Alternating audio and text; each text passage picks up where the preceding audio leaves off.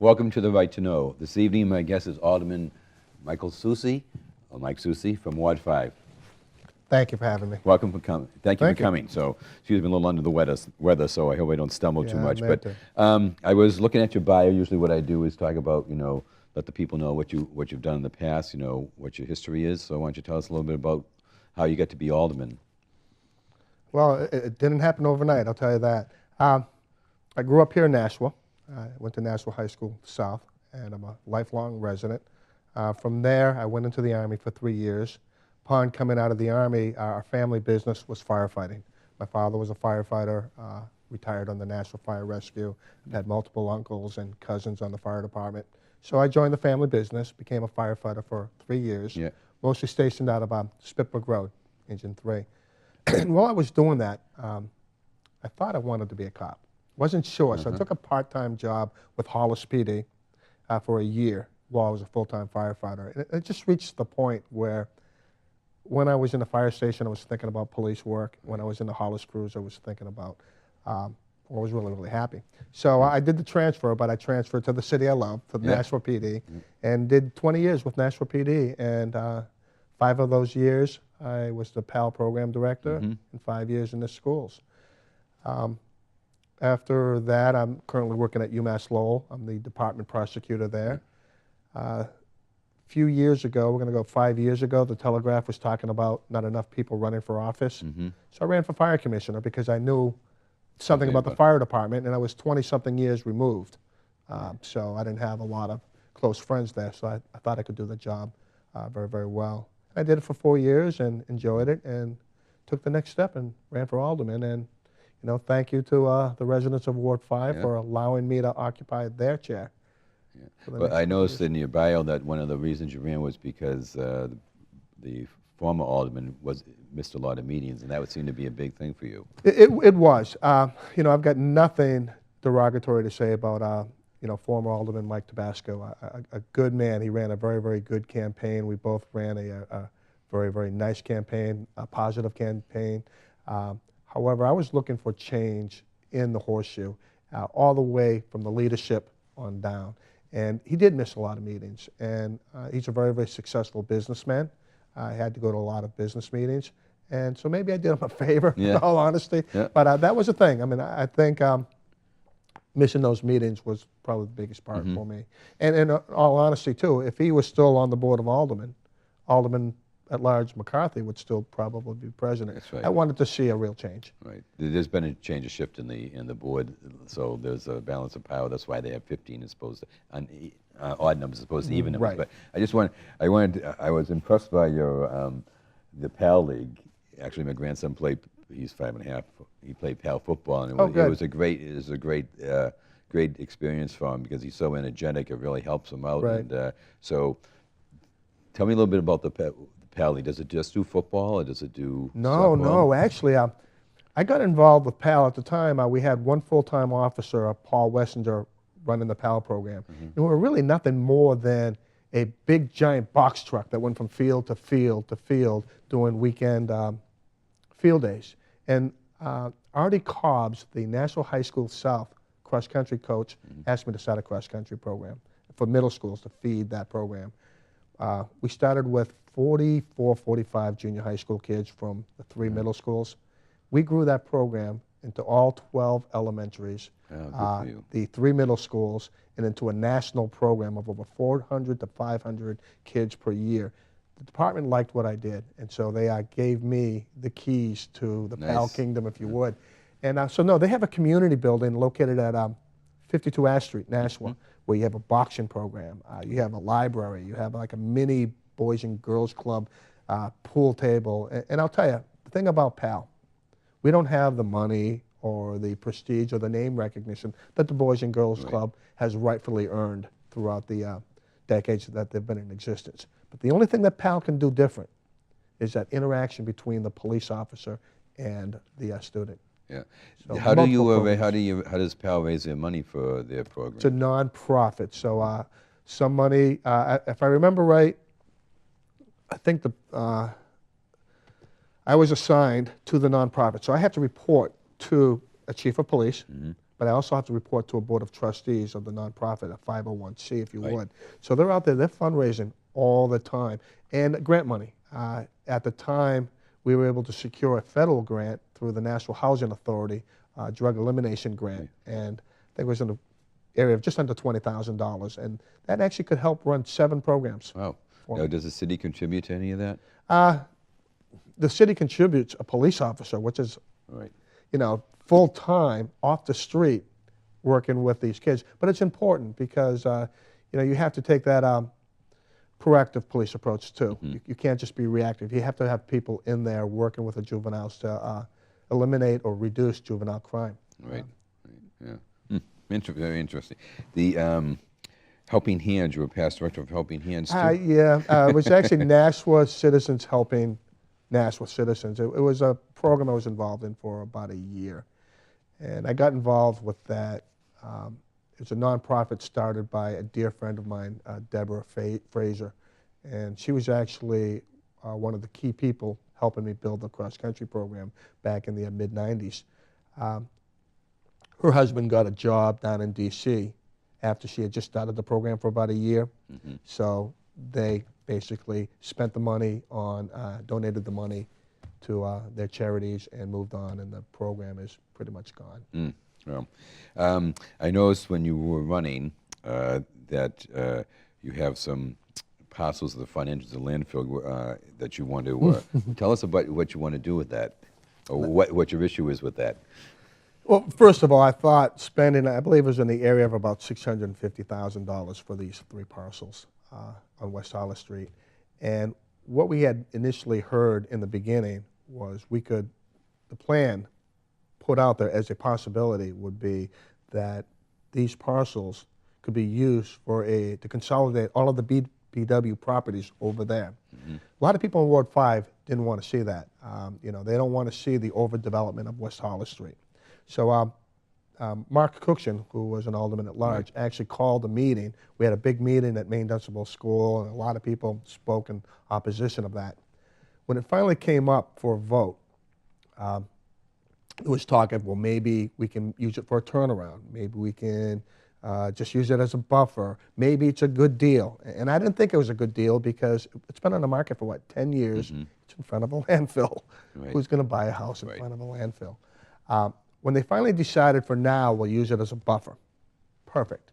Perfect, because, I campaigned on preventing the over-commercialization of West Hollis Street. So Dan Moriarty, and we're going back while this ordinance was put together, or a resolution, put in an amendment along the lines of, how about if we put something that you can only build what's in character or meeting the zoning laws of that area, hoping to prevent this big build-off over there. And then David Dean suggested that, no, let's buy the property for the city. Why give the property to BPW where they have control over it? Let's the aldermen have control over it, which I agreed, voted down, so the property was given to BPW.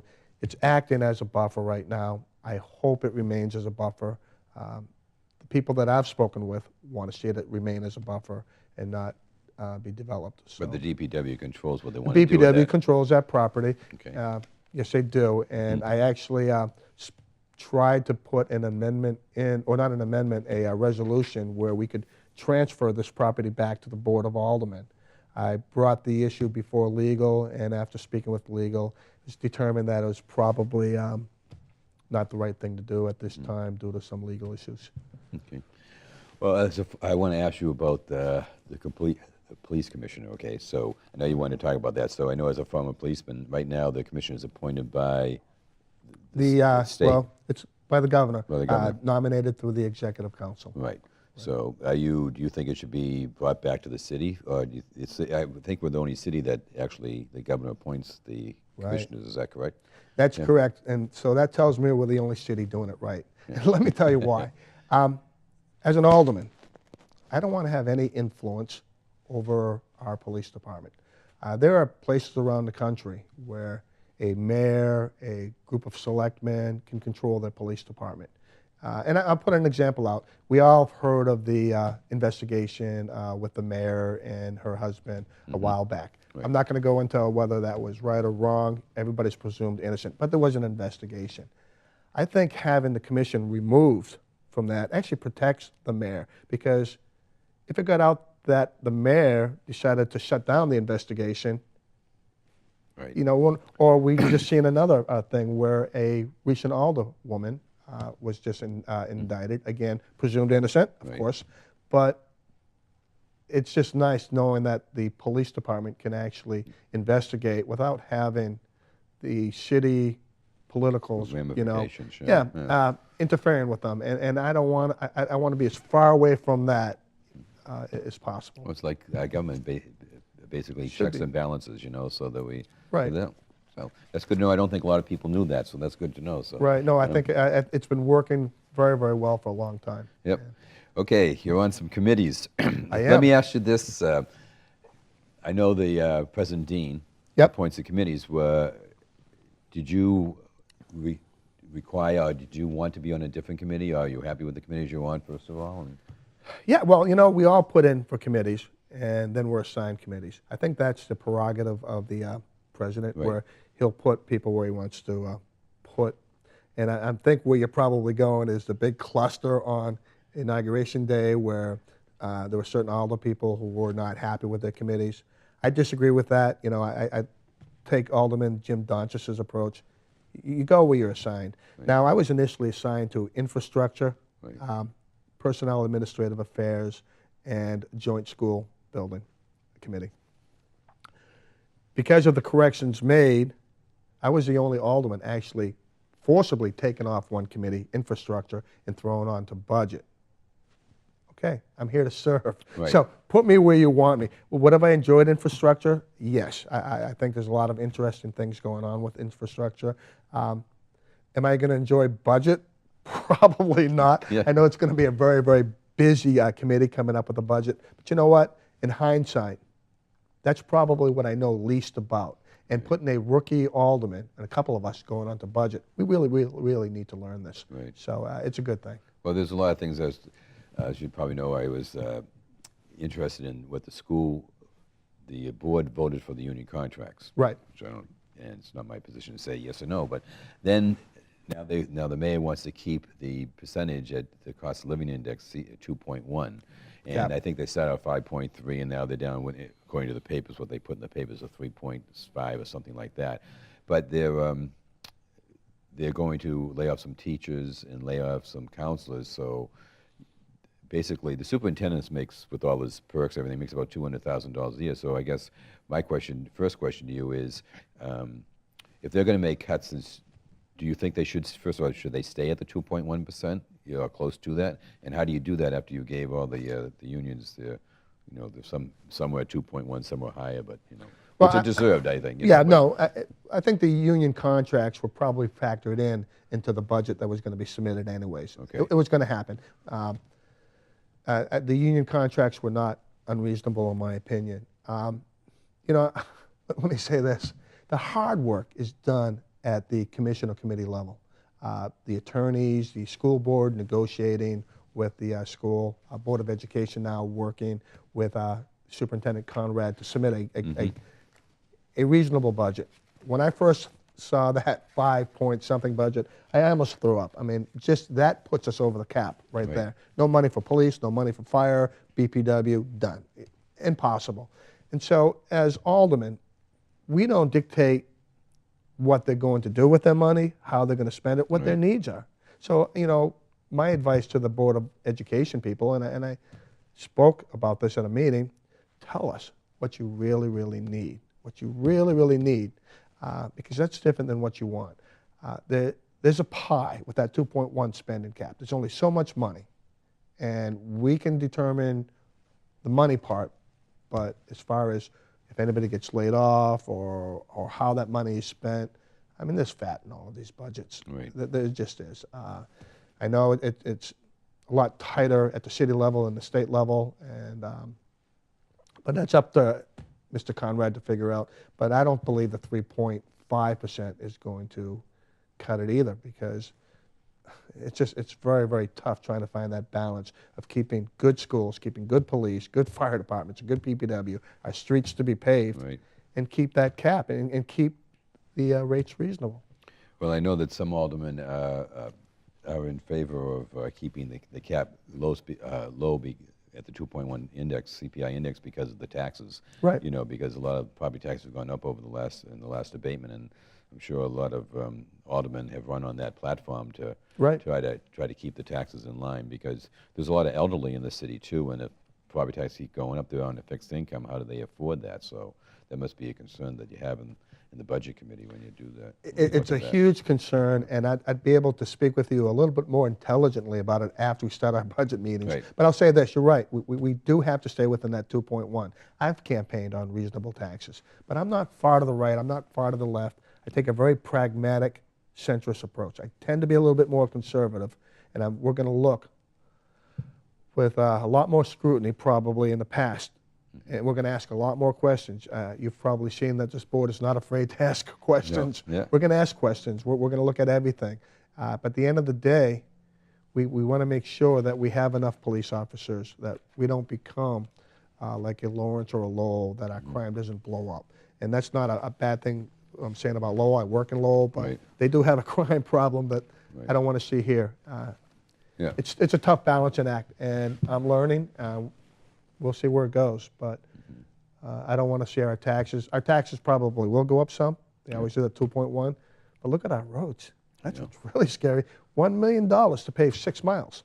Well, one thing I was going to ask you about since you brought up the roads is Alderman Donchis was talking about, he sends out emails, which I'm on his list, and Right. he talked about maybe putting a hold on the downtown project to try to get some of these other issues that they're taking the money for, you know, of course, the mayor, there's no money from the mayor because everything's going through the DPW, so there's no really large ticket item that they're doing through the DPW. But if they stop that project, would you be in favor of putting a hold on the Main Street project to try to fix the roads and help with taxes, help with education? You know, I'm not going to say I would be in favor or not in favor. I'd definitely look at it with an open mind. You know, the money that's being spent on the downtown project, it's money that's already been approved by the Board of Aldermen. So how, again, BPW decides to use that money, it's just on them. I find it, I didn't know that until I became an alderman, that the mayor is actually the chairman of the Right. BPW commission. So they'll decide how that money's spent. But my biggest issue with the downtown program was, when we have all these BPW workers working on this project. Right. What projects are not getting done because they're working on these projects? Right. And if I'm hearing that, well, they're setting their priorities, well, when the project's done, maybe the layoffs are there. I mean, I don't know the answer to that. And I would have liked to seen the Board of Aldermen have a little bit more say, only because we're not talking about just downtown improvements. We're talking about the downtown character, Right. face of Nashua. Shouldn't the aldermen have more say? Well, there was an article in the paper, I'm kind of going all over the place here, but with Mr. Furman, who's going to be relocating, he's been down on West Hollis Street. He's going to be moving his business to DW Highway Merrimack because of the neighborhood. So the neighborhood, in his opinion, seems to not be conducive for people to come in to look at high-end type of rugs and things like that. So what can we do to improve the neighborhoods down there? Invest. I mean, there are challenges in the neighborhood. No doubt it's one of the older neighborhoods. I think one of the things that Alderman Jim Donchis has proposed about bringing in, developing, I think, the High Street area, bringing in some market rate condos over there, trying to attract younger professionals who have a little bit more money to live downtown and to shop downtown. Trying to bring these people downtown. It's always going to be a challenge, and I'm not sure. There is, you know, a crime problem. That area behind Main Street, we'll say west of Main Street in particular, known as the Tree Streets, it's the highest crime rate area in Nashua, and we're going to need more police officers, and we're going to have to pay for these police officers, but it's a need. Right. Now, I know there was, I don't know if you've heard this, but I heard a rumor that when the Broad Street Parkway is done, some people want to try to invest in similar to like Manchester has like a Verizon Center. So have you heard anything of that? I have not heard that rumor. So, come on, talk to me, tell me. well, no, I just heard it the No. other days that they want to put it somewhere as the Broad Street Parkway to bring more traffic downtown so that Nashua is like the second largest city in the state. So Right. to bring some more revenue and maybe to bring, it would help the businesses and things like that in the area. So I'm for that. I don't I'm know where they would for put it, having but- I don't know where they'd put like a Verizon type center, but yeah, that'd be wonderful. But I think that train already left. That it's in Manchester, and I don't see how can they put another big center like another hockey rink in Nashua when you already have a hockey rink at the Sungus Arena in Lowell, 20 minutes south and 20 minutes north you get the Verizon Center, and in less than an hour you will have the Garden in Boston. So I think it'd be, in my opinion, these type of centers be like a center sprawl, just too many. Are you in favor of the rail system coming through Nashua? My head says yes, my heart says not sure, and I'll tell you why. There's a study being done. Right. So why will I put myself out in the line saying yes or no until I read the study? Let's read the study. I don't know what the costs are going to be. I'm not quite sure what the ridership is going to be, the benefits. I do know when we bring in transportation, it does bring in development. I believe the property rates will go up. But I want to read the study. I personally, I love going to Boston. I would love just to hop into a train, and I would visit Boston more often. I'd like to see that, but I want to make sure that we do it responsibly, that it's not a overburden tax-wise to our citizens. All right. You're on the Personnel Administrative Affairs Committee. Tell me what they do. Trying to find the stuff on the city website about what the departments do is a challenge sometimes, so. When somebody's nominated to come onto a commission or a certain committee, we basically question them, review their credentials, their resume. If we have any questions, we may ask them a few questions. And then at the committee, we'll give the yes or no that, yes, this person should be on the Conservation Committee or whatever. And then it's brought to the full board for a vote. So, do you meet a lot? How often do you meet? As needed. Oh, so just as it's needed. really, Okay. it's not a very, very busy committee. I think I've only been involved maybe 3 meetings since we've had that committee. So it's one of the lighter committees, unlike finance or budget, which is going to be really, really busy coming very soon. Okay. You're also on conservation. Yeah, that's one of my liaison positions. I actually put in for that, and there's a lot to learn, a lot more to learn than I ever guessed. And we meet every Tuesday, every other Tuesday. So if I'm not at a Board of Aldermen meeting, I'm at a conservation meeting.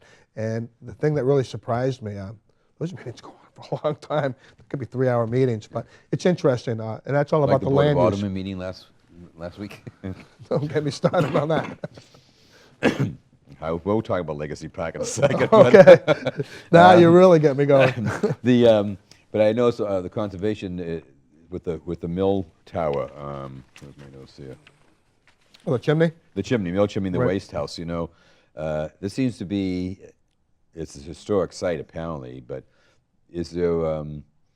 It seems to be going to be cost a little bit of money to try to relocate that. So are you? Oh, I don't think they're going to relocate the chimney. I think it's just a matter of they're going to, if they wanted to build it to its original height, keep it at its height now, or actually knock it down a few bricks, if you would. I'm not sure how this came about, but I think when they were working with the Broad Street Parkway, that there was something put into the contract that the city would use all reasonable methods to keep this historic chimney in place. So I think it's still going to be there. It's coming up before the full board fairly soon. We have to act on it sooner than later on to what extent we're going to keep this chimney. Speaking of the full board, you're going to be voting on the mayor's no longer be the chairman of the Pennachuck Waterworks. She's Right. term is up, and they have. Do you know James Daughtry? I do not know.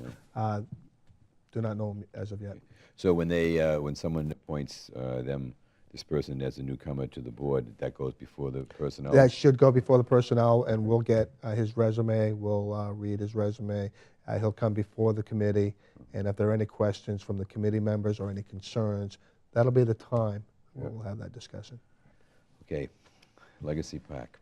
Legacy Park. I never would have guessed that my first 4 months as an alderman would be discussing a skateboard park and a playground. Yes, yeah. Yeah. Well, I mean, the DPW, it was actually Alderman was pretty in favor of putting in Greeley Park until Right. I believe, I'm quite sure that they knew that they had to go before the board, but it was never really presented at the DPW meetings until former Alderman Presley brought it up. So at the Board of Alderman meeting, when they said it's been 3 years, as Alderman Donchis explained it, really, what hasn't been, it's only been since January since they put it on the table. For us, right. I mean, I was aware of it at the BPW meeting when they put the presentation. I think they probably should have approached the Board of Aldermen first. Mm-hmm. Excuse me. And asked the question, is this doable? Because it's been a long time moratorium on Greeley Park. Right. You've always got these well-meaning organizations like Leadership Greater Nashua coming in and they want to put something into the park, whether it was the Exchange Club, which I'm a member, put their monument, their Freedom Shrine, or all these other little monuments. There's a moratorium. At what point are we going to say no more building? My feeling initially was, well, a playground for a playground, why not? We're talking a playground for a playground. And then you look into it a little bit deeper because you want an ADA compliant playground. Now we're talking about putting in paving into there to put handicap vehicles. We're talking about a much, much larger footprint because if you look at the playground now up in Greeley Park, it's really 3 playgrounds. Right. 3 playgrounds. You get your swing set, you get your little monkey bars and your slide and another area, and it's all spaced out. This is going to be one big compacted area and a whole different footprint. No parking.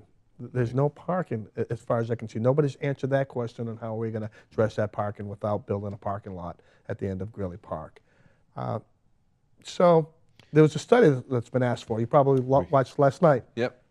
And I spoke in favor and against, the only one, because bottom line is I don't think this is about an ADA compliant playground anymore. I think the ADA compliancy is nothing more than the justification or the tool being used to justify putting it in Greeley Park or to justify saying, no, it's not ADA compliant. Well, I'm telling you this. The first 3 choices, whether it's Sergeant Ave, Greeley Park, Cleveland Street, okay, we can make each and one of those locations an ADA playground. We can. We can do that. Will one be better than the other? Maybe, but it's subjective. Right. You know, where do you put your priorities and your values? Is it parking, bathrooms, or whatever? So if it's really about Greeley Park, because I don't see any movement on the Leadership Greater Nashua as far as wanting it any place other than Greeley Park. So if it's about Greeley Park and there's no movement on the opposition any place other than Greeley Park, then let's talk Greeley Park and we'll put the ADA side aside. We'll deal with that after because we'll make it ADA compliant. So why don't we as aldermen pull up our bootstraps, vote, are we going to honor this moratorium or are we not? Because we have the great responsibility of oversight over that park. So if we're going to honor it, then it's nay, vote nay. If we're not going to honor it and we think this is a project worthwhile to waive that moratorium, then let's start building right away. Right.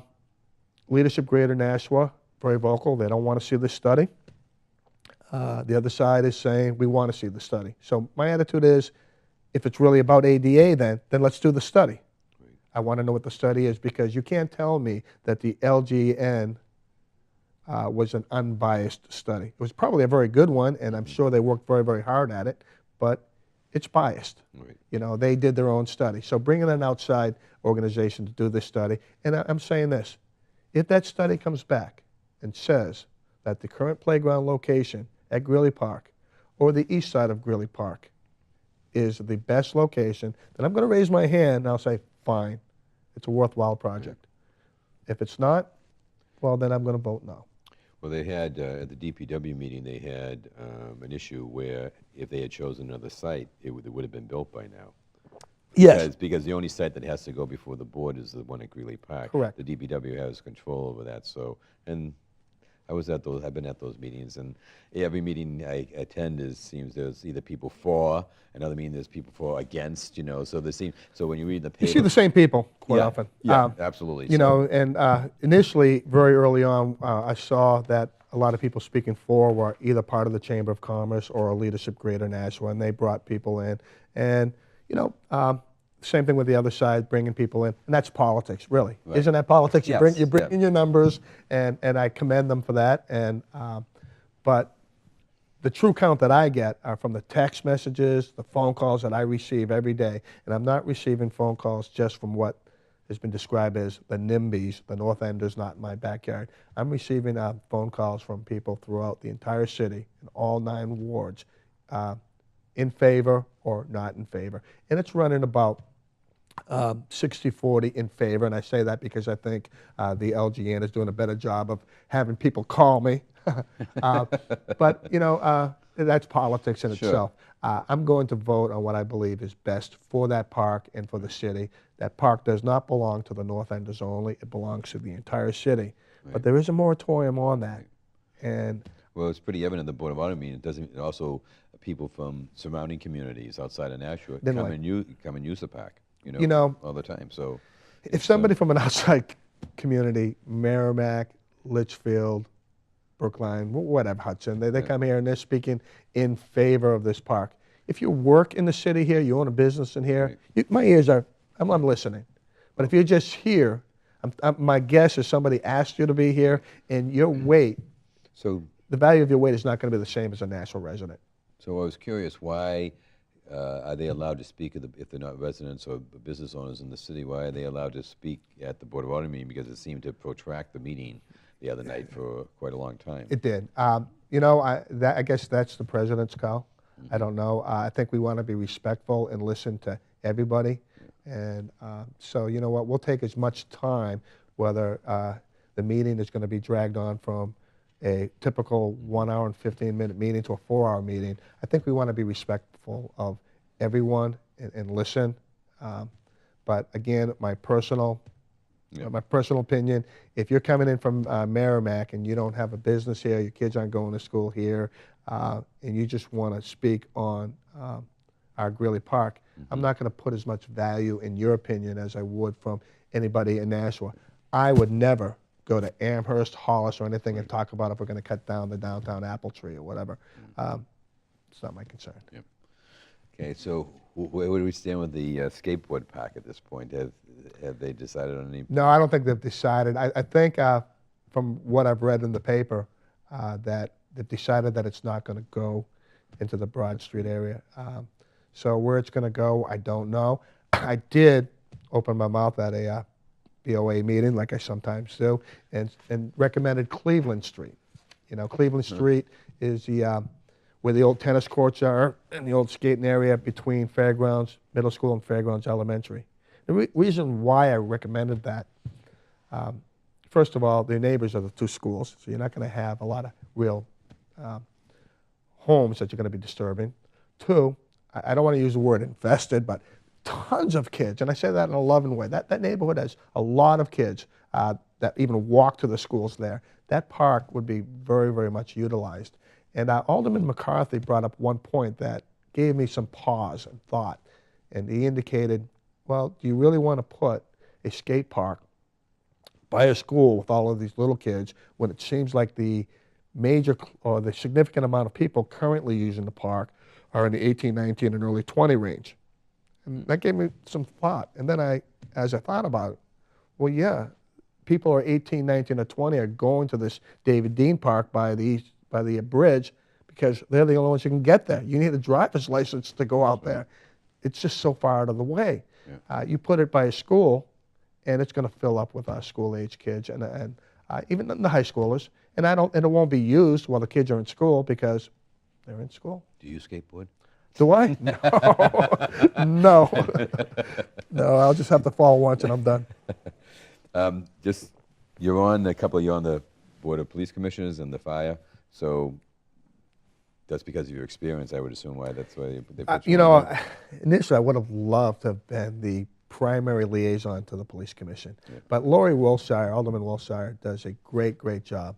And again, I'm not as far removed from the police department. I've been retired from the police department about 7 years. I still have a lot of close friends in that police department. So I didn't even want the perception that anything I did with the police commission or in that board, that there was a bias on my part.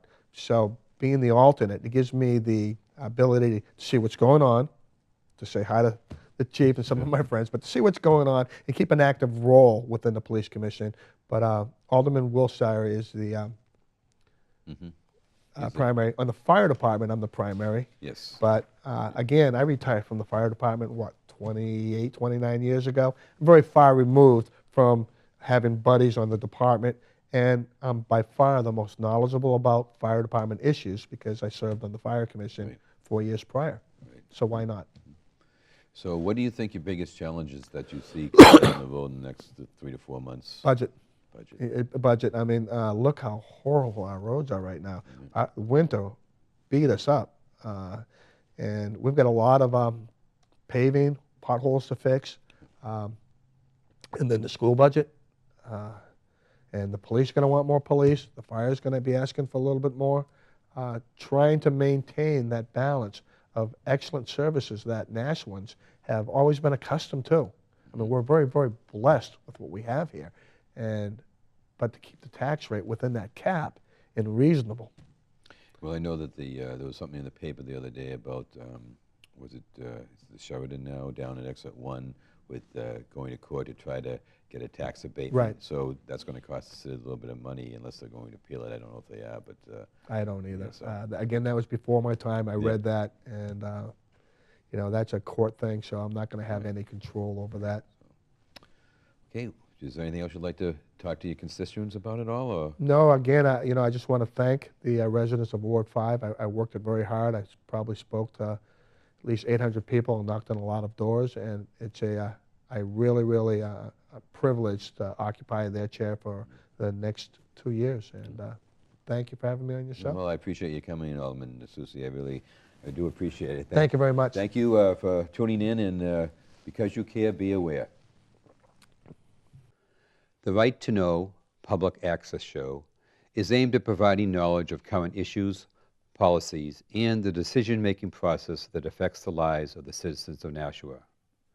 My mission is to help the citizens understand city politics, in that they may make informed choices in the city where they live. I wish to inform, educate, and enlighten the people of Nashua because they have the right to know.